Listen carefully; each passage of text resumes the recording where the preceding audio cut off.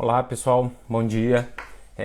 Hoje a gente vai receber o professor Vladimir Aras e a doutora Rochelle, que trabalha no COAF, né, para que a gente possa conversar aqui hoje sobre a questão da lavagem de dinheiro, a atuação do COAF em termos de prevenção à lavagem de dinheiro, né? Estamos só esperando, acho que o professor Vladimir Aras e a professora e a doutora Rochelle já estão entrando. Assim que eles pedirem aqui para entrar, a gente já autoriza, né? E espero que a live de hoje seja muito boa para vocês, né? A Rochelle tem uma atuação fenomenal à frente do COAF e o professor Vladimir Aras também dispensa apresentação, né? Sua atuação perante a Secretaria de Cooperação Internacional da PGR no auge da Lava Jato possibilitou muito um conhecimento profundo acerca da necessidade de cooperação internacional para fins de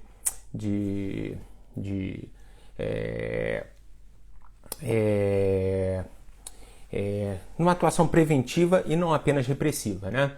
Bom, estou esperando aqui, eles já devem entrar a qualquer momento, né? Deixa eu ver se eles já estão para entrar. Estou vendo que já tem muita gente entrando aqui na nossa live. Ó, o professor Vladimir Aras está entrando aqui. Deixa eu autorizar a entrada dele aqui.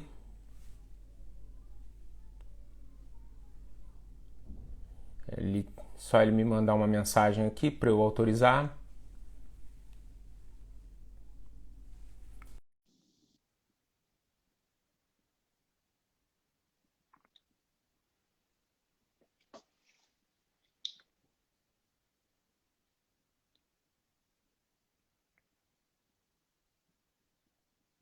Bom, eles já estão entrando aqui.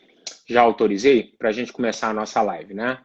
Vamos ver se eles já estão visualizando. Professor Vladimir Aras, muito bom Bom dia. dia, bom Prazer dia, recebê-lo. bom dia, querido Guilherme. A Rochelle Bom dia também a já todos e está todas. entrando, já autorizei aqui. Deixa eu ver se. Deixa eu aceitá-la aqui de novo. Não sei por que não está indo. Eu estou aceitando aqui, mas está tendo algum problema que ela não está conseguindo entrar. Deixa eu ver aqui se eu modifico um pouco a. Nós já temos aí Andrei, Borges, Érica, Ó, Aldine. Bom acabei dia, de bom receber uma dia. mensagem que ela não está conseguindo entrar. Não sei por quê. Tentar. Bom, vamos começando aqui, né, Vlad? Aí, assim que a Rochelle entrar, Agora ó, sim. entrou. Agora foi. Pronto, Ah, que bom, que bom. Tudo pronto. bom, Rochelle? Tudo jóia, bom dia. Bom Bom dia, dia, bom dia. Rochelle. Bom dia. Bom, eu estava começando aqui, né, a falar com o pessoal. Já estou vendo que várias pessoas aí entraram, vários conhecidos, vários alunos, pessoas do Brasil inteiro. E estava comentando aqui, né, da importância dessa live de hoje, né? O professor Vladimir Aras tem um histórico muito grande à frente da Secretaria de Cooperação, na atuação de cooperação. E a questão da prevenção à lavagem de dinheiro, não apenas a repressão, né? A cooperação tem um papel fundamental nisso. E é um prazer enorme, Rochelle, receber você aqui, porque o COAF tem sido um parceiro muito grande nesse tipo de atividade, né? De prevenção. Recentemente, o COAF editou uma resolução, a Resolução 36, que se soma a outros normativos, né? Enfim, a gente tem aqui uma hora para a gente comentar sobre vários temas e vários assuntos. Mas primeiro eu queria dar as boas-vindas a você, dar a palavra rapidamente a você e depois ao nosso amigo, colega, professor Vladimir Aras, né? Então, Rochelle, obrigado pela sua presença. Enfim, passar a palavra para você para fazer algumas considerações iniciais antes da gente começar o debate. Bom dia a todas, a todos, né? É um prazer estar aqui conversando com o professor Vladimir, né, com o professor, e estamos aqui para tratar, né, das informações do COAF. O que é o COAF, o que ele faz, como é que é o seu procedimento, os tipos de produto ele dissemina para as autoridades competentes, qual que é a sua função dentro desse sistema grande de prevenção à lavagem de dinheiro. E a gente sempre agradece essa oportunidade, né, de poder estar conversando com as autoridades competentes, né, com a população em geral, para trazer um pouco à luz, né, sobre o que faz esse órgão, que às vezes é pouco conhecido, né, das pessoas. Então, a gente agradece bastante essas oportunidades. A gente que te agradece, Rochelle. Na verdade, o COAF ficou mais conhecido quando era o IFE, né? Verdade, Na né? sua breve história, ficou denominado como IFE, e por conta de a decisão do Supremo no tema 990, que, enfim, pode encaminhar, não pode encaminhar, ficou todo aquele debate, e aí acabou sendo muita notícia, mas infelizmente com o nome de UIF na época, se eu não me engano, né? E não de COAF, como sempre ficou conhecido. Mas enfim, voltou o nome de COAF, a gente vai conversar sobre esse tema hoje. Passar a palavra para o Vladimir Aras. Vladimir, para a gente iniciar o debate, você fazer as suas considerações e depois a gente começar e passar a palavra para a Rochelle, para ela, enfim, falar um pouco sobre COAF, sobre trabalho e entrando nos temas, acho, principais aí na medida em que eles forem acontecendo.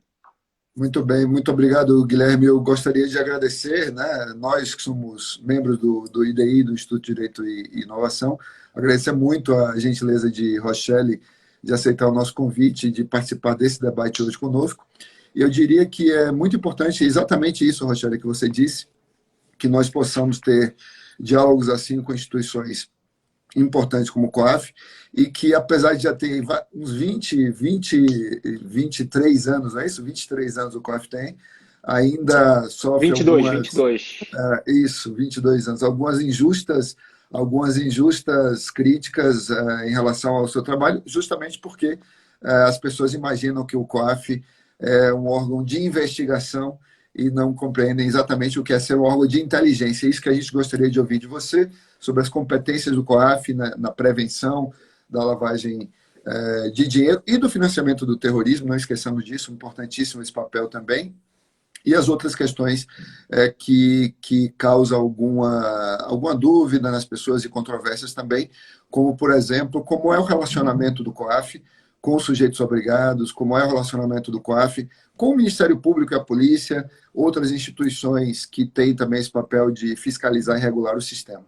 Então, é realmente uma alegria ter você aqui para nos ajudar a entender melhor todos esses aspectos. Verdade, Vlad. Então, enfim, já começando aqui, né, eu queria agradecer a todos que estão presentes. Estou vendo que muita gente está entrando e queria reforçar aqui que o Instituto de Direito e Inovação, né, é um instituto que se propõe exatamente a isso, né, a trazer debates públicos, debates de interesse público, pessoas com notório conhecimento nos temas e, principalmente, a gente tem feito lives semanais, colocado conteúdos na página, no Instagram, Facebook, no nosso Twitter. Então, quem ainda não nos acompanha, quem ainda não nos segue, pode clicar lá, IDI, Instituto de Direito e Inovação, para passar a nos seguir. Rochelle, vamos começar, então, falando um pouco sobre o COAF, né? O Vladimir, como todo grande jurista, ele acabou cometendo um lapsozinho de matemática, né? 23 anos, não, são 22.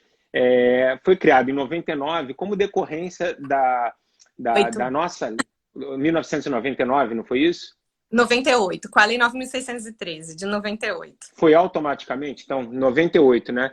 Então, ainda não fez o aniversário de 23 anos, então, na verdade, eu que me confundi. A lei, não lembro a data ao certo, mas, enfim, 22 ou 23 anos, foi criado com a Lei 9.613, né? E de lá para cá tem sido um parceiro, não apenas do Ministério Público, mas, enfim, de vários órgãos de controle nessa questão do combate à lavagem de dinheiro e, mais recentemente, ao financiamento ao terrorismo. Eu queria que você rapidamente falasse, Rogério, sobre o COAF, qual o papel, enfim, para quem nos vê e não tem um conhecimento, né, essa confusão que muita gente faz, que o Vladimir colocou, que não é um órgão de persecução, não é um órgão de investigação, sim um órgão de inteligência financeira, de compilação de dados, enfim. Deixar você falar um pouquinho sobre isso para a gente. Tá certo. Então, o COAF é uma unidade de inteligência financeira. Esse conceito, ele surge ali em 1989, né, com a criação do GAFI, que é o Grupo de Ação Financeira contra a Lavagem de Dinheiro. E uma das recomendações dizia que todos os países deveriam ter Centro Nacional de Recebimento, Análise e Disseminação de Informações de Inteligência Financeira. E para que isso servia, né? É que, na verdade, para você dar alguma efetividade para as investigações de lavagem de dinheiro, era preciso que as autoridades competentes para a investigação, Ministério Público e Polícia, pudessem receber informações de indícios, né, e de sinais de alerta de que algo estranho poderia estar acontecendo nas movimentações das pessoas, em operações comerciais, enfim. E aí se criou uma obrigação para uma série de atividades que poderiam potencialmente ser utilizadas contra a sua vontade para lavagem de fundos ilícitos, né? E criou-se uma obrigação para que elas, toda vez que percebessem que algo estranho estivesse ocorrendo, ela encaminhasse para esse centro. E esse centro, ele recebe, compila essas informações desses diferentes organismos, né? Cruza com outras bases de dados de vínculos empregatícios, de investigações, né? Uma série de outras bases de dados e produz ali um relatório que ele vai encaminhar para as autoridades competentes. Essas sim são aquelas que têm competência para investigar os crimes de lavagem de dinheiro, financiamento do terrorismo e financiamento da proliferação de armas de destruição em massa.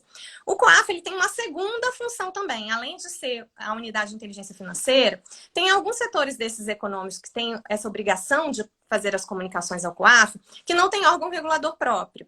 A gente pode falar, por exemplo, das joalherias, das concessionárias de veículos, né, das lojas que vendem bens de luxo e alto valor, das pessoas que comercializam, né, direitos de atletas e artistas. Então, essas pessoas que não têm um órgão regulador próprio, quem emite a regulação para prevenção à lavagem de dinheiro é o COAF, é o Conselho do COAF. E é também o COAF vai fazer a fiscalização para ver se eles estão cumprindo essas regulamentações de forma correta e aplicar sanções administrativas se houver algum descumprimento, né? Então, essa é uma função residual do COAF. Só cabe ao COAF fazer isso quando esse setor obrigado não tem um órgão regulador próprio.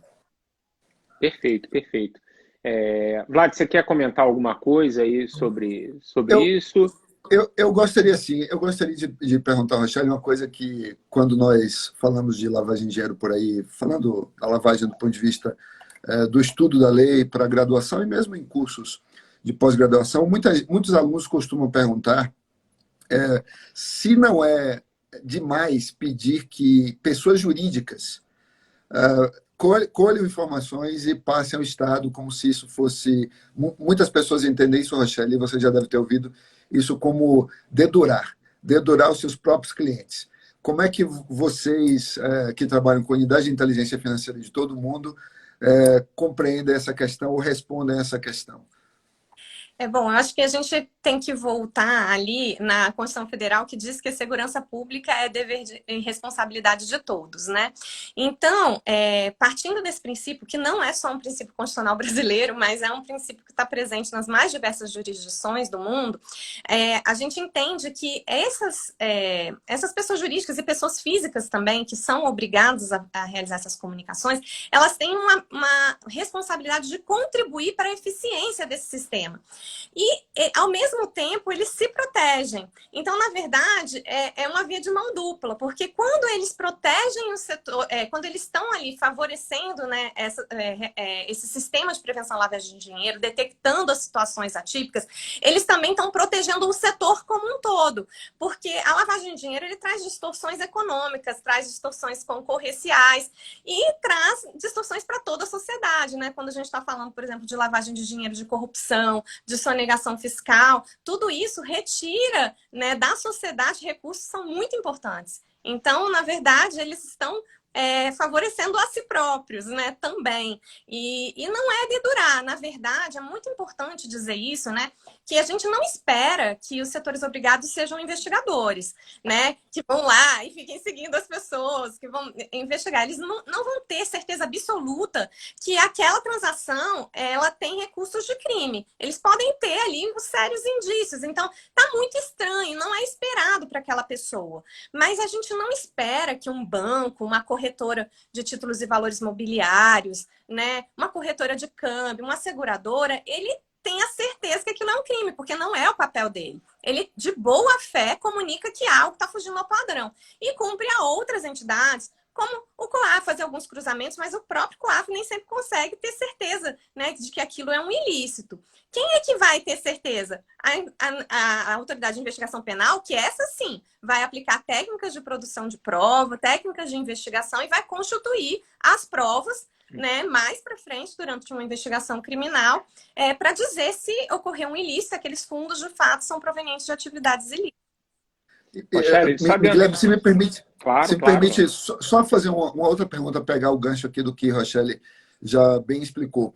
O que é que vocês chamariam de fugir dos padrões? O que é esse padrão e como é que esses padrões são estabelecidos para que as pessoas jurídicas e físicas, os sujeitos obrigados lá do artigo 9º da Lei de Lavagem, possam fazer essas comunicações, as UIFs em geral, a nossa UIF, que é o COAF, ou os UIFs no mundo inteiro? Quais são esses padrões? É interessante você perguntar isso, Vladimir, porque assim, já era algo que boa parte desses setores obrigados já faziam. Eles traçam um perfil do cliente. Então, imagina, quando uma pessoa vai abrir uma conta num banco, ela tem o seu perfil traçado, né? Sabe-se, por exemplo, que a Rochelle é servidora pública, ela ganha X por mês, ela tem um filho, ela tem um carro, né? Ela vai. Então, eles vão trazer esse perfil para saber que tipo de produto se encaixa para aquela pessoa, que tipo de movimentação é esperada, quais são os volumes esperados, que tipo de entradas de recursos são esperadas, né? Como é que devem sair? Então, a Rochelle vai pagar um cartão de crédito, vai pagar um seguro, vai pagar um financiamento imobiliário. A Rochelle tem capacidade para ter um empréstimo num valor de tal e ela vai conseguir pagar essas parcelas. Então, assim, isso já era feito pelos setores obrigados para suas atividades normais. E é esse padrão que é esperado por um determinado cliente, e quando ele começa a desviar disso, é que começa a surgir as suspeições. Então, é uma instituição dessa que consegue perceber que para aquele tipo de cliente não está batendo, né? Os pagamentos não parecem ser para fornecedores usuais daquela pessoa. As entradas não parecem ser pagamentos de clientes para aquelas pessoas. Então, batendo esse perfil esperado, né, com o perfil traçado, além de realização de medidas de devida diligência. Isso é muito importante. Eles precisam fazer diligências ativas. Então, eles começam às vezes, eles mandam questionamento para o cliente, falam assim, olha, você recebeu uma transferência aqui de tanto, o que é isso? Aí, às vezes, a pessoa responde, às vezes a pessoa responde mais ou menos, ou dá uma explicação que não é muito verossímil, né? Ele também pode procurar em fontes abertas, isso é muito comum também, né? Então, ele procura, tem uma mídia, a pessoa está sendo investigado e ele começa a falar assim, olha, realmente isso que está sendo contado ali na mídia me parece que está batendo essa atipicidade com o que eu estou vendo na movimentação financeira dessa pessoa, né? Então, é assim que os setores obrigados fazem. Isso aí, Rochelle, na verdade, e aí pegando só o gancho dessa sua resposta, né? E o que o Vlad falou antes, a questão de dedurar, né? O conhecimento do cliente, a necessidade de você conhecer o cliente, não é algo relacionado a um ato de dedurar ou uma invenção tupiniquim. Isso lá desde o Comitê da Basileia, que traçou os 25 princípios, você tem o 18º princípio que diz conheça o seu cliente. O próprio Gafi, nas suas recomendações de 2003, passou a acrescentar a necessidade de conhecimento do cliente para isso. A resolução do COAF trouxe, essa recente resolução trouxe essa questão. A circular do Banco Central 3978 também impõe essa obrigação aos bancos da necessidade de você conhecer o seu cliente. E isso se insere num contexto de compliance, né? De que toda empresa, né, se não tem uma obrigação legal de fazer, né, tem uma obrigação não apenas moral, né, mas você tem uma série de riscos e atividades que são potencialmente perigosas que demandam a necessidade de você ter atividades mínimas de compliance, né? Então, quando você conhece esse cliente, como você disse, né? Você tem ali o perfil de um cliente. Do nada, o cara nunca viajou para o exterior, o cara começa a mandar dinheiro para o exterior, né? Uma corretora tem que pedir o seu imposto de renda, ele tem que praticar atos para evitar que ela seja instrumento do uso de lavagem, porque isso pode gerar problema para ele, para ela, empresa, pessoa jurídica, pode gerar problemas para o sistema e mais, né? Você tocou num ponto, Rochelle, que é fundamental.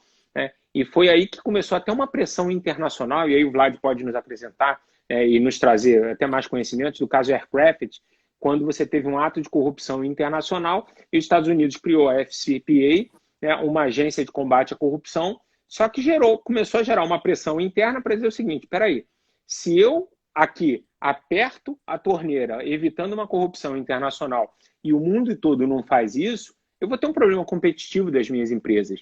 Né? Então, tudo está, de certa forma, relacionado com isso. Né? Então, a necessidade de conhecer o cliente, de evitar que seja um instrumento de corrupção, né, a minha empresa, isso é fundamental. Né? Não é, no senso comum que se diz, você está dedurando o cliente. Não. Ela precisa fazer isso para evitar que ela seja um instrumento de uso para lavagem de dinheiro. E que isso atinja a reputação da empresa e vem aí depois também consequências deletérias para a sociedade, né? Exato, terrorismo. Consequências econômicas para a própria empresa. E a questão do terrorismo, e aí eu fico até um pouco assim de falar sobre coisas, questão internacional, tendo uma autoridade como o Vladimir Aras aqui, mas enfim, o Vlad pode até comentar isso. Depois dos ataques de 11 de setembro de 2021, né, essa questão, essa necessidade de conhecer mais o seu cliente, a modificação na transparência, principalmente nas atividades bancárias, ela foi fundamental, né, para evitar ataques de terrorismo e graças a isso também, né, e aí Vlad acho que pode até comentar um pouco mais, possibilitou investigações como a Lava Jato ou outras investigações com cooperações de países que não cooperavam, né? Isso é muito interessante, Guilherme. Se Rochaline me permite um pouco falar disso rapidamente, é notável assim, que depois do 11 de setembro ficou muito mais fácil, e não, isso não quer dizer que seja fácil fazer uma investigação internacional, sobretudo para rastreamento internacional de ativos ou localização de provas, mas ficou muito mais fácil depois do que aconteceu em 2001, o que já vinha porque já vinha se montando um regime jurídico internacional contra o financiamento do terrorismo, não é, Rochelle? Com aquela convenção de 1999, que entrou em vigor logo depois. Então, você tinha uma Convenção das Nações Unidas sobre o financiamento do terrorismo de 1999, aí veio esse terrível atentado, os terríveis atentados de 2001. Então, a comunidade internacional, de fato, passou a prestar atenção mais ainda do que já prestava antes, no tema da cooperação internacional, inclusive para esses bloqueios internacionais de ativos, rastreamentos internacionais. E isso nos leva aí, eu já queria colocar uma pergunta para a Rochelle, como é que fica, Rochelle, esse relacionamento, como é que se estrutura o relacionamento do COAF com os seus congêneres internacionais, sobretudo dentro do GAFI e talvez também, de uma forma muito importante, dentro do grupo de Egmont. E para quem não sabe, seria importante você explicar o que é o GAFI e o que é o grupo de Egmont. Perfeito. O GAFI é o Grupo de Ação Financeira contra a Lavagem de Dinheiro, né? Foi criado ali em 89 como um grupo de ministros da economia, né, a princípio, para criar padrões internacionais mínimos. Como vocês estavam falando, né? Se um país só combater a lavagem de dinheiro não resolve. Tem que ser todos os países com critérios semelhantes, né? Então, eles resolveram fazer uma padronização internacional que vai desde obrigações para os setores obrigados, como se deve supervisionar os setores, né, obrigados, como é que devem ser feitas as comunicações, como é que deve funcionar uma UIF, que poderes as autoridades de persecução penal devem ter, né, que tipo de técnicas de investigações eles devem fazer, como eles devem priorizar as investigações, né? Porque tem toda uma questão de análise baseada no risco. Então, quais são as principais ameaças de lavagem num país, né? Os riscos para que se invista o dinheiro, se invista os recursos na persecução, né? Da lavagem proveniente desses crimes.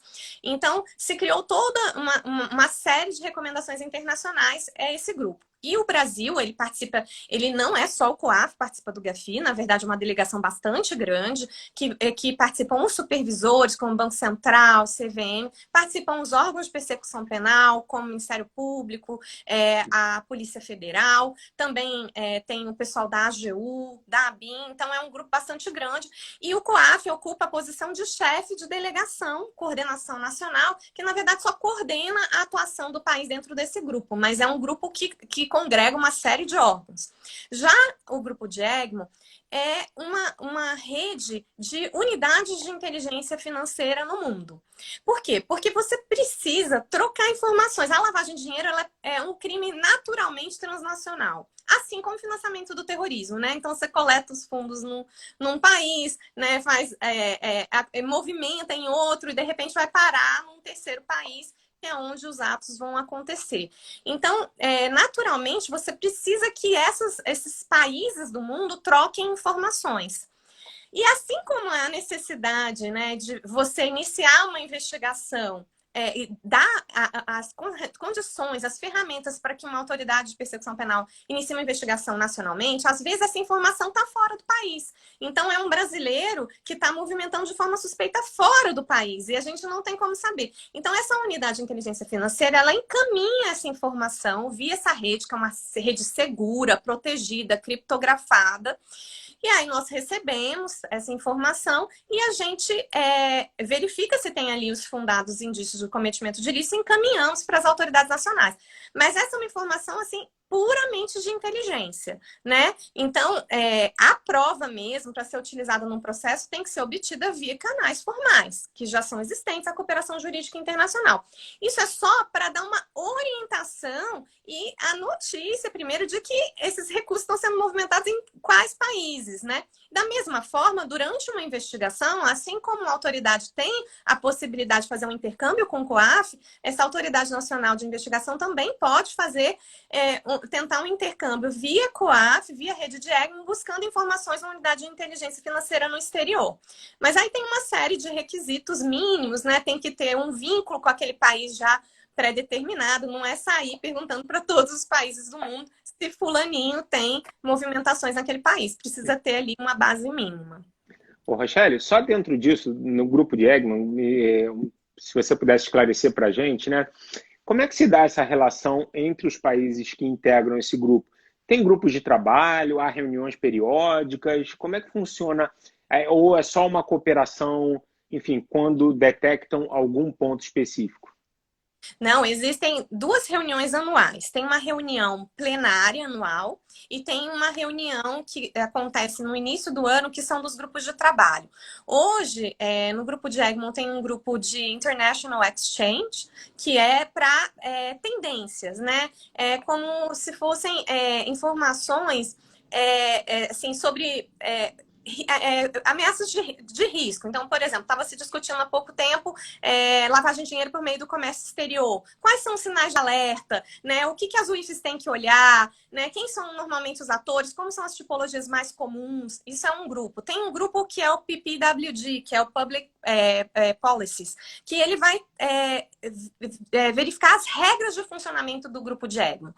Então, assim, que tipo de informação pode ser trocada? Né? Como melhorar essa cooperação internacional. Tem o MSCWG, que é um grupo que ele verifica se as UIFs estão cumprindo as suas obrigações. Então, por exemplo, uma UIF que não pode cooperar internacionalmente, ou que para cooperar precisa pedir autorização para uma terceira autoridade dentro do país. Isso é um problema, porque essa cooperação precisa ser fluida. Então, dentro desse procedimento, o grupo de Egmont acompanha, né, aquela UIF, dá uma assistência técnica para que ela consiga melhorar suas legislações internas, para que ela se adeque ao padrão internacional. Da mesma forma, se uma unidade de inteligência financeira tem um problema interno de falta de autonomia e independência, a mesma coisa. Então, esse grupo vai acompanhar até que essa UIF possa responder integralmente às suas regras, né? Então, são uma série de grupos de trabalho que existem, né? E são tratados nesse grupo. Não, legal, legal. Excelente explicação, Rochelle. E nós vemos a complexidade desse modelo e vemos que existe um constante trabalho de revisão por pares, né?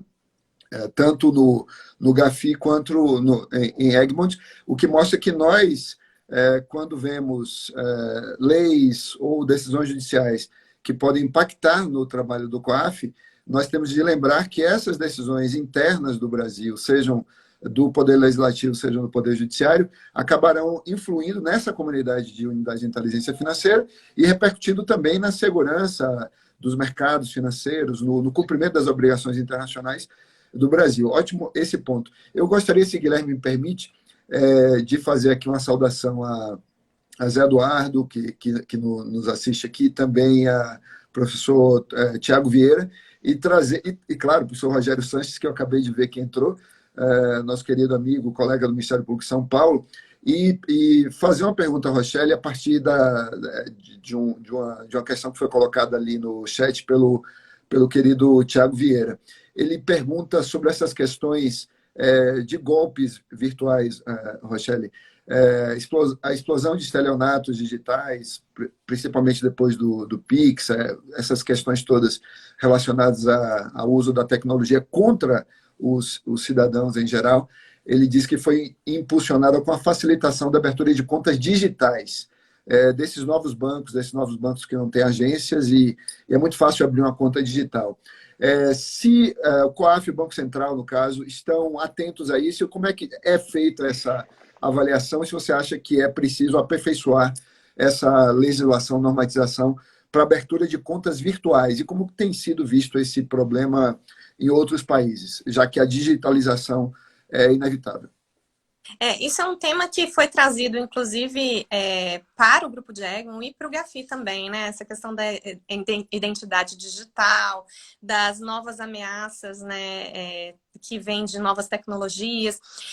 Nós estamos sempre muito atentos, mas é importante ressaltar que essas contas de pagamento, né? Essas fintechs, elas estão abarcadas pela legislação de prevenção à lavagem de dinheiro. Então, independente de ser uma conta corrente tradicional, uma conta aberta numa fintech, que é uma conta de pagamento normalmente, ela está sujeita a todas aquelas obrigações de conhecer o seu cliente, manutenção de registros. Na hora do onboarding, né, que é o ingresso daquela pessoa naquela instituição, tem que ser realizado toda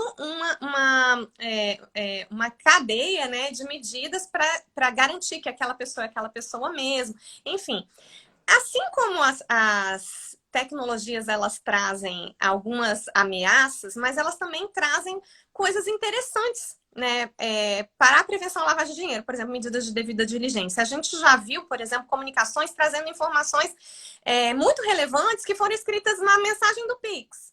Por exemplo, a gente estava fazendo uma análise sobre potencial envio irregular, né, e lavagem de dinheiro por meio de jogos no exterior, e aí vinham as mensagens no Pix, estão encaminhando para o site tal de jogos. Então, assim, são algumas coisas que na mensagem a pessoa consegue perceber. Por exemplo, também a questão de compartilhamento de dispositivos, de IPs, né? Então, tudo isso que a tecnologia permite, às vezes ele permite também fazer uma devida diligência interessante, né?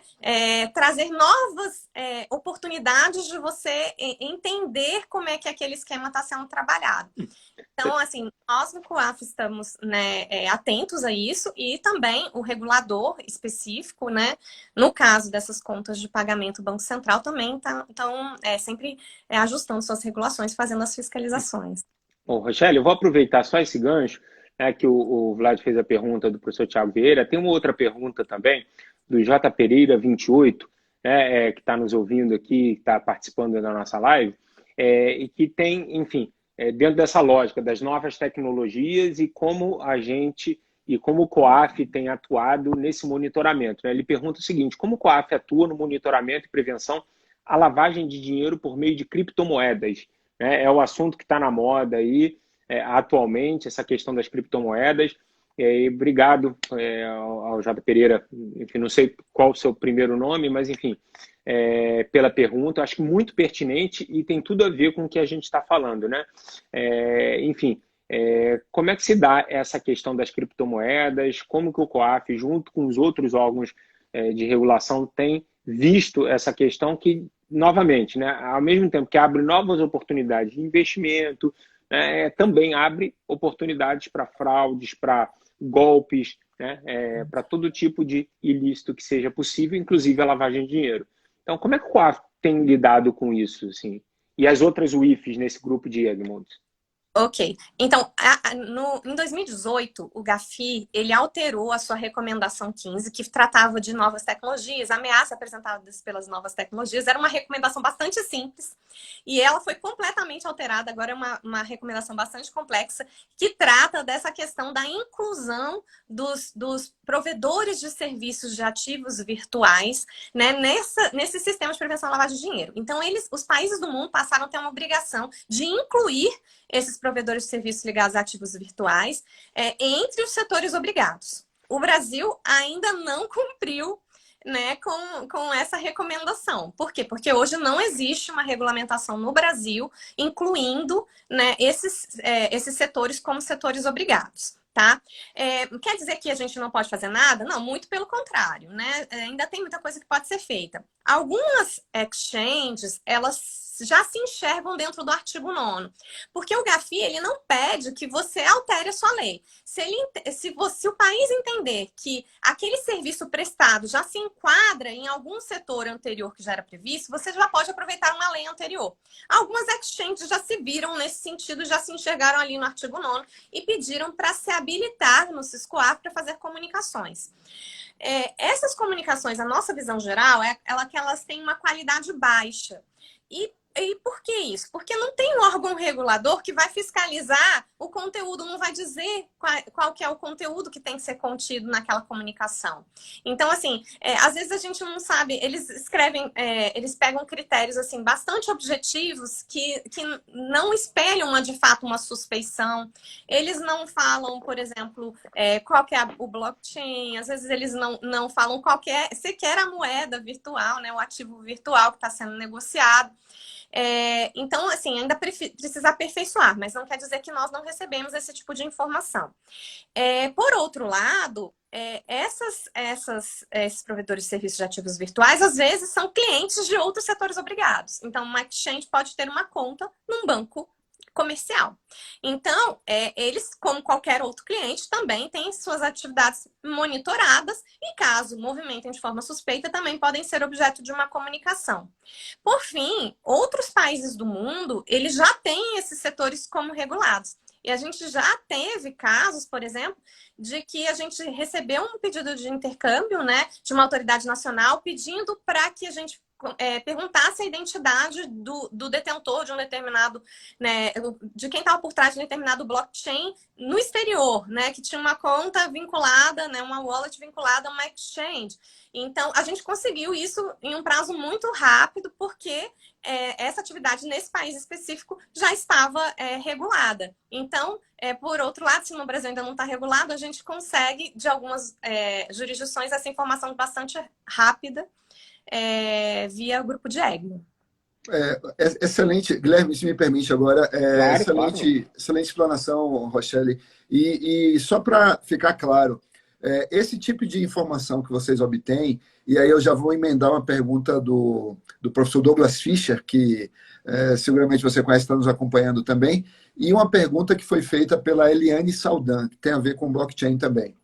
Acho que até já foi contemplada na sua resposta, porque a Eliane Saldan pergunta exatamente sobre os mecanismos de blockchain, devido à maior dificuldade de seguir, de fazer o rastreamento desses recursos, se há alguma perspectiva de enfrentamento. Você acabou de responder que vocês conseguem, inclusive, obter informações do exterior. A minha pergunta e depois eu já emendo a do professor Douglas Fischer, essas informações, elas vêm pelo canal, chamamos o IF, um canal direto entre as UIFs, dentro do grupo de Egmont, ou vocês têm sempre arranjos bilaterais com o FinCEN, com o CEP Black, com o TrackFan, com as outras unidades de inteligência financeira? Como é que se dá?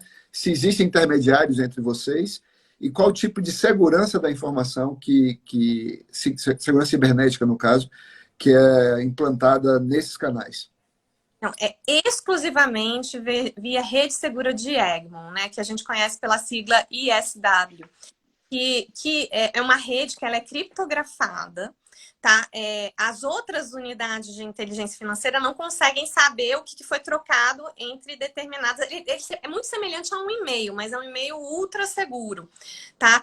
Somente alguns computadores dentro da UIF possuem essa possibilidade de acessar esse meio seguro, tem que ter uma série de certificações que tem que ser instaladas dentro desse computador que vai acessar a rede segura de Egmont, e a informação é trocada ali, né, WIF a WIF, mas as outras UIFs que participam não conseguem ver os e-mails em que elas não estão incluídas, né? Então, assim, é bastante seguro. Essa questão da segurança da informação é muito importante, tanto para a rede de Egmont, isso está lá entre os princípios de trocas internacionais do grupo de Egmont, e também para o GAFI. Então, dentro da recomendação 29, que é a recomendação especificamente voltada para a unidade de inteligência financeira dentro do GAFI, tem alguns critérios essenciais que dizem respeito especificamente à segurança na troca de informações e à confidencialidade das informações. Muito bom. E aí vem a pergunta do professor Douglas Fischer. Se nesses outros países que você conhece tão bem, Rochelle, existe algum tipo de empecilho à transmissão de inteligência das UIFs, ou seja, dos congêneres ao COAF, para os órgãos de persecução criminal, ou seja, depois que recebam as UIFs, recebam as comunicações de operações suspeitas ou aquelas comunicações obrigatórias em espécie. Existe algum tipo de óbice feita a análise pela unidade de inteligência financeira para enviar essas informações ao Ministério Público ou à polícia ou órgãos de persecução criminal nessas jurisdições? Sim, as regras elas são bastante restritas. Então, primeiro, se for uma informação espontânea, às vezes chega na unidade de inteligência financeira e não tem autorização nem para a gente disseminar por um terceiro. Então, a gente tem que buscar uma autorização para disseminar. Essa autorização, ela vem com um critério bastante restrito. Então, ele fala assim, olha, você pode disseminar desde que seja somente para fins de inteligência, e também não seja revelada a fonte da informação. Então, a maior parte das UIFs diz, você não pode dizer que veio da UIF X, entendeu? Tem que vir e é utilizado como inteligência, exclusivamente para inteligência, que é o princípio da especialidade que também é aplicado na cooperação jurídica. Então, quando uma informação é dada para um determinado procedimento, você não pode simplesmente compartilhar com outro sem autorização, né? Então, da mesma forma, quando chega essa informação, ela pode ser transmitida desde que autorizada pela UIF internacional e só pode ser utilizada para aquilo. Não pode, por exemplo, em hipótese alguma, parar dentro de um processo criminal ou outro, tá? Excelente, excelente. E nesse ponto específico, as transmissões, as difusões, tanto aqui quanto fora daqui, entre o COAF, as UIFs e os órgãos de persecução, são difusões ou disseminações diretas ou elas dependem de autorização judicial? Elas têm que ser diretas. Na verdade, a recomendação 29, ela exige que tenha essa disseminação direta sem necessidade de autorização judicial. Né? A recomendação 29 do GAFI, não é? O GAFI. A recomendação 29 do GAFI exige que tenha essa interlocução direta, tá? E aí a gente está falando de operações muito específicas que estão ali com um véu de suspeição, né? Não é uma transmissão de extrato bancário de ninguém. É a transmissão sobre informações sobre operações e transações em períodos muito específicos, que essas, com uma suspeição ligada, né, e explicada nessas comunicações, e que são transmitidas. E por isso que é possível fazer essa transmissão direta. Agora, no momento, e a gente gosta de dizer que essa informação, quando é de transação financeira, ela é perfeitamente repetível depois quando se obtém uma quebra de sigilo. Então, o RIF ele vai dar só essa orientação, vai dizer, olha só, quando você receber todos os extratos na quebra de sigilo, foca nessas operações, porque o banco já fez esse trabalho de detectar onde é que está a situação mais suspeita, quem são os principais remetentes, quem são os principais destinatários. E essa difusão, ela tem que poder ser, né, nos dois sentidos. Então, as autoridades tem que poder fazer intercâmbios para o COAF, o COAF responder esses intercâmbios, e da mesma forma o COAF tem que ter a capacidade de espontaneamente entender que tem uma comunicação com uma situação suspeita e espontaneamente encaminhar para as autoridades competentes para que essas, sim, avaliem se de fato é algo suspeito e iniciarem uma investigação ou simplesmente arquivarem, porque aquilo ali é só uma informação de inteligência, mas que não deu origem a uma abertura de uma investigação. Perfeito. Ô, Rochelle, Guilherme, só para dizer claro, aqui claro. no chat que está a nossa colega Andréa Valmsley, professora também, está o colega René Isso, eu vi que o René entrou. Uhum. Um abraço para o René, trabalhamos gente juntos boa lá no CNMP, né? Isso. Um abraço a todos que nos acompanham aí, Fernanda Lima. Zé Adonis também, nosso colega. Zé Adonis, Sub, isso, exatamente. Melina. César Uff, Márcia Monteiro. Então, um abraço a todos vocês que nos acompanham aí. E nosso host aí tem a palavra de novo. Não, na verdade, Rochelle, você tocou num ponto aqui, e aí eu queria rapidamente assim, ouvir um pouco como é que é a experiência do COAF na relação com outros órgãos reguladores, né? Banco Central, CVM, há alguma sobreposição? Caso haja algum tipo de sobreposição, como é que se dá esse tipo de relação entre essas agências que de alguma forma participam e ajudam na regulamentação e na fiscalização, né? E no combate, né? Na prevenção à lavagem de dinheiro? Eu não diria que é uma sobreposição, né? Cada um acho que tem os seus papéis bastante definidos, mas são papéis muito complementares, né? Então, o COAF ele é regulador para aqueles setores específicos, né? Que não tem órgão regulador próprio.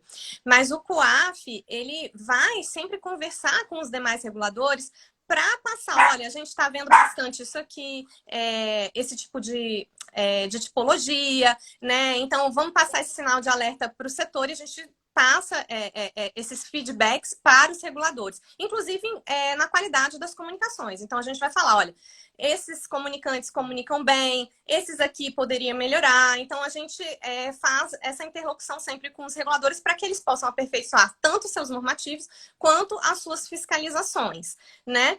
E também os reguladores eles têm acesso a todas as comunicações feitas pelos seus supervisionados. Então, o Banco Central tem acesso às comunicações realizadas por bancos, por cooperativas, né, por consórcios, enfim, corretoras de câmbio.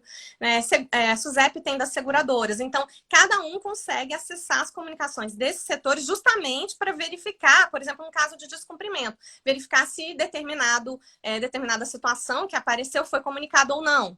Né? E se foi cumprido adequadamente aquela obrigação ou não. Então, os reguladores também acessam essa informação. Chega via SysCoaf e o SysCoaf compartilha também de forma segura via SysCoaf com esses reguladores. O SysCoaf seria, para aqueles que nos acompanham e não conhecem a sigla? É o sistema de informações do COAF, né? Então, é o sistema que esses setores obrigados, eles usam para realizar as comunicações. Tudo que a gente recebe no COAF é de forma eletrônica. Então, o comunicante, ele entra desse sistema para mandar para a gente. É um sistema criptografado, também tem que utilizar certificado digital para entrar. Enfim, o comunicante envia de forma eletrônica para o COAF. E aí o COAF recebe, analisa. Né? E existe um outro sistema, que é o Sistema Eletrônico de Intercâmbio do COAF, que é o SEIC, que é o que o COAF usa para disseminar também os seus relatórios de inteligência financeira. Então, nada sai do COAF de via informal, em papel, nada. É sempre via Sistema Eletrônico de Intercâmbio. Então, nós temos três... Perdão, Vlad, perdão. Desculpa. Não, vai lá. Pode falar. Não, era só uma dúvida. Então, qual desses sistemas que é utilizado, por exemplo, para encaminhamento para os órgãos de persecução penal, para a polícia e para o Ministério Público? O SEIC, é o Sistema Eletrônico de Intercâmbio do COAF, tá? Então, as autoridades, elas se cadastram, mas elas só podem entrar com certificação digital e recebe, isso é tudo criptografado, inclusive o RIF ele tem uma série de proteções, estenografia, criptografia, enfim, e é sempre transmitido via esse sistema. Então, eles enviam intercâmbio via esse sistema e também recebem os RIFs, tanto espontâneos quanto de intercâmbio, via esse sistema. Ou seja, tudo documentado, tudo auditável, tudo sujeito a controle. Né? E a gente consegue, até a gente brinca, a gente consegue, se uma autoridade abrir o mesmo RIF diversas vezes, a gente consegue saber se ele imprimiu e aquele RIF é divulgado, a gente consegue saber qual foi a vez que ele abriu e quando que ele imprimiu. A gente consegue saber tudo isso. Então, é tudo logado, né, auditável e todo o sistema. Inclusive as análises do PAF. Dentro do sistema, tudo nosso, todos os logs são registrados, tudo que a gente acessa. Basicamente, 3 sistemas, então, criptografados, seguros, um entre os setores obrigados e a unidade de inteligência financeira, outro entre a unidade de inteligência financeira e os órgãos de persecução criminal, e um terceiro entre as UIFs no âmbito de Egmont, certo? Exatamente. Perfeito. Ou seja, isso é um outro ponto também, né, Vlad? Você tocou num ponto importante, que é uma preocupação muito grande, enfim, de uma forma geral do cidadão, a forma da proteção desses dados, né? Então, assim, e até o professor Thiago Vieira até colocou ali da importância da criptografia nesse aspecto, tanto no recebimento de informações das demais unidades de inteligência para o COAF e vice-versa, né? Como também nessa relação com as outras entidades reguladoras e na relação com a persecução, com os órgãos de persecução penal. Ou seja, é tudo criptografado, há uma absoluta segurança e preocupação com a proteção desses dados, né? E, evidentemente, isso não exime de eventual vazamento, mas isso é claramente, se houver, né, identificável, rastreável, né? E, enfim, a pessoa se responsabiliza caso haja uma divulgação indevida desses dados, não é isso? Exatamente. A gente consegue auditar tudo. Perfeito. Muito bem. Aproveitando esse gancho, algo que nós já conversamos, Rochelle, né? Eu, Rochelle, eu tenho essa sorte de sempre poder conversar com a Rochelle sobre esses temas de lavagem de dinheiro e prevenção, e eu sempre tiro minhas dúvidas com ela. E um tema que nós já conversamos, Rochelle, você lembra? Dessa questão da proteção da informação, mas não apenas dos dados pessoais das pessoas físicas, sobretudo as pessoas físicas, né, que transitam nesse sistema, mas também a proteção das fontes de informação. Você, há alguns minutos, você tratou disso, né, que não se pode, segundo a principiologia de Egmont, não se pode revelar a origem de uma informação vinda do exterior, etc. Eu queria saber de você exatamente isso. Como é que as UIFs pelo mundo têm feito para proteger, veja o contexto da pergunta, a integridade física, inclusive, integridade física ou a vida até das pessoas que lidam com esse universo da prevenção PLD, aquela sigla que é usual no campo, né? PLD e FTP, do financiamento do terrorismo e da proliferação de armas de destruição em massa. Porque nós não estamos falando de informações que vocês coletam que são de pessoas que lidam com colarinho branco, com crimes de colarinho branco, ou pessoas que são fraudadores e que não são criminosos violentos. Nós estamos falando também de criminosos violentos. Então, pensando aqui naquelas pessoas que estão lá na ponta, coletando e analisando esses dados, nos setores obrigados, lá numa loja de bens de alto valor, ou numa mineradora, ou numa empresa que lide com a... Acho que o Vlad travou, né? Ele caiu. Mas eu acho que enquanto ele sobe, eu posso ir falando um pouquinho do que ele estava falando. A gente tem um... voltou. Vlad voltou. Voltou, aqui. Você deu uma caidinha, mas deu para entender. Ótimo, perfeito, perfeito. A segurança dessas pessoas, como é que fica? A gente tem um conceito no COAF que seria o tal do tipping-off estendido. Por quê? Porque existe na regulamentação internacional dizendo que um comunicante ele não pode revelar que nem para quem ele está a pessoa que ele comunicou, o objeto da comunicação, nem para qualquer outro terceiro, que ele realizou uma comunicação. E não faz sentido essa obrigação não ser compartilhada no momento em que essa comunicação chega na UIF e também chega nas autoridades competentes. né? Por que se faz isso, né? É uma forma de proteção de todo o sistema. Esse sistema é formado por uma série de engrenagens, que eu gosto de falar, e que só quando essas engrenagens estão bem azeitadas é que o sistema funciona. Então, assim, quando a gente está falando de uma comunicação, eu digo que ela tem duas grandes partes. Tem a parte das transações, mas tem a parte ali que é inteligência pura. Porque o comunicante, ele vai dar a sua percepção da suspeição, ele vai contar uma história. Ele vai falar, olha, aqui tá suspeito para mim, porque, assim, normalmente, por exemplo, padarias não vão mandar dinheiro para exchanges de criptoativos, né? Não faz sentido. Ela vai pagar o trigo em que ela está importando da Itália via Bitcoin. Então, assim, é uma coisa que eles vão colocar. Vem uma pessoa aqui e aparenta que diz que é o sócio, mas ele não aparenta conhecer do negócio. A gente faz perguntas para ele, quem responde é terceiros. Então, são informações que elas não são documentadas, né? Não são documentáveis sequer, né? Mas são impressões que ele tem. Pode ser que esse sócio seja só uma pessoa tímida, que não gosta de falar. Então, assim, a suspeição, ela é uma suspeição válida, mas numa investigação, essa suspeição pode se mostrar que era só uma percepção, né, daquela situação, mas, de fato, aquela pessoa é sócio daquela empresa. Então, a gente precisa proteger esse sistema para que os comunicantes se sintam livres para realizar essas comunicações e colocarem as suas suspeições, claro, sempre de boa fé, né? Ele não pode escrever uma coisa que é mentirosa, mas sempre de boa fé, estar livre para colocar a suspeição para enriquecer o trabalho que a UIF manda para a autoridade que vai realizar aquela investigação. E essa autoridade, ele tem que ter uma obrigação de proteger essa fonte. Porque no momento em que ela expõe que o comunicante escreveu aquilo ou escreveu aquilo outro, às vezes é muito identificável quem é a pessoa física por trás daquela comunicação. E você está colocando a vida daquela pessoa em risco. Existem países que têm regulamentação, por exemplo, que proíbem a inclusão de um relatório de inteligência financeira dentro de um procedimento formal.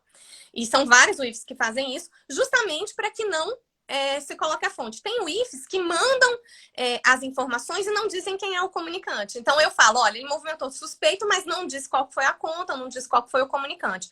Tem sistemas, por exemplo, como do Peru, que eu acho que é um sistema bastante interessante, talvez seja difícil de copiar no Brasil, questões tecnológicas, mas lá eles fazem dois tipos de relatório. Eles encaminham um mais completo, bem rico, com toda essa informação de inteligência, identificação de comunicantes, para a autoridade de persecução penal. Aí a autoridade de persecução penal vai olhar. Se ele achar que aquilo ali tem fundamento para investigação, né? Porque tem essa decisão, né? É inteligência porque é isso, é uma informação que vai assessorar numa decisão. Orientar a decisão. Vai receber e vai juntar com outras diligências e vai verificar se aquilo vale a pena abrir uma investigação ou não. Né? Ela tem que ter essa discricionalidade também. E se ele entender que precisa usar uma investigação, ele volta para o UIF do Peru e pede um outro relatório. Esse relatório vai mais seco. Ele vai só com as transações financeiras ali, que aí ele pode pegar esse documento e levar para um juiz para pedir uma quebra, para pedir outras diligências, né? Então, assim, são modelos que existem no mundo e que eu acho que é uma discussão importante a ser feita, né? Regulamentar como o RIF é constituído e qual é o uso que se pode ser feito dele, né? Eu acho que é uma discussão bastante importante. Rochelle, você tocou num ponto aqui, e eu confesso que no dia a dia, enfim, na procuradoria, no trabalho, muitas vezes eu me questionava como eu recebia um RIF e eu tinha que dar início à deflagração de uma investigação contra alguém. Bom, eu preciso de um documento para iniciar uma investigação. E aí, como que eu não posso juntar? E aí vinha lá, este documento não pode ser juntado no procedimento e tal. Então, exatamente a explicação acho que você deu muito bem, né? Assim, isso é a fonte a partir do qual você vai deflagrar uma investigação e não é a prova em si mesma e mais. Tem que se evitar, muitas vezes, juntar um relatório de inteligência financeira justamente porque a partir do próprio relatório você consegue identificar a fonte. E o Brasil assume responsabilidades perante outros países em relação a essa proteção da informação. Essas coisas, muito bem dito, Guilherme, essas coisas têm que andar juntas, né? A proteção da informação do ponto de vista das pessoas que são alvo de comunicações, até porque existe uma presunção de inocência constitucional em relação a elas, né? E o outro aspecto é a proteção da vida, da integridade física Sim, de quem informou. Desses profissionais, Isso, né? que estão atuando, né? A gente tem, pessoal, só para a gente já sinalizar, mais um minutinho ou dois, porque o nosso tempo já é de 1 hora, já está se esgotando. Eu só vou pedir, Guilherme, para registrar aqui um elogio que foi feito pela Sânia Lea, a Rochelle, a doutora Rochelle é excepcional no tema, combate à lavagem de dinheiro, é mesmo, nós concordamos com isso. E lhe devolver a palavra, acho que a gente já pode se encaminhar para o final, né? Isso, Rochelle. Então, queria deixar rapidamente a palavra com você, enfim, você fazer uma observação final, alguma coisa aí que você queira colocar. Eu queria deixar 2 mensagens, se possível, né? Essa compreensão de que o relatório de inteligência financeira ele não é uma prova, tá? Ele é um meio para que se indique possíveis locais onde a autoridade competente pode buscar, de fato, as provas, né? E também dessa importância, né, que a gente falou no final, da proteção do sistema. A gente não pode matar a galinha dos ovos de ouro.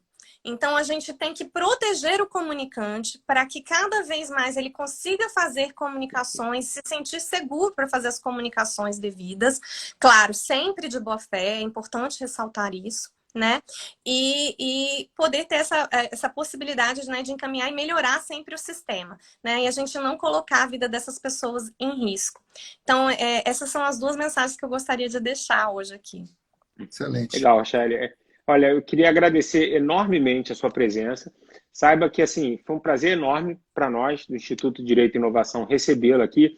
A gente, enfim, acaba no nosso dia a dia, na correria já, enfim, tendo se encontrado, né, a atuação junto no Ministério Público Federal do COAF, mas é muito bom poder sentar num ambiente mais light, mais tranquilo e conversar sobre esses temas e a sua experiência, o seu conhecimento, assim, ser repassado, não apenas para a gente, né, mas também para todo mundo que está nos ouvindo. Queria agradecer também, né, o nosso amigo Vladimir Aras, que é também membro fundador do Instituto de Direito e Inovação, pela participação e sempre, Vlad, enriquecedora, né, sempre com colocações muito pertinentes, né, da sua parte. E queria colocar para todos, não sei se o Vlad quer fazer uma consideração final antes da gente encerrar formalmente. Só para lembrar que essa live ficará gravada, né, Guilherme? Ficará Isso, gravada perfeito, no perfeito. IGTV. Ficará gravado, isso. Perfeito, a gente vai gravar e vai ficar lá para quem quiser colocar. E queria também dizer que a gente está semanalmente reforçando isso, né? Já disse no início, né? Fazendo outras lives, colocando conteúdos nas nossas páginas. Então, eu queria colocar para todos que estão nos ouvindo, assim, não deixem de seguir, de nos acompanhar, de dar sugestões, críticas, perguntas, que é assim que a gente consegue colocar um produto melhor para vocês, que é a nossa intenção. Rochelle, muito obrigado mesmo, tá? Não faltarão outras oportunidades para você estar com a gente, tá bom? Um abraço. Muito obrigada. Nada, a gente que agradece. Tchau, tchau.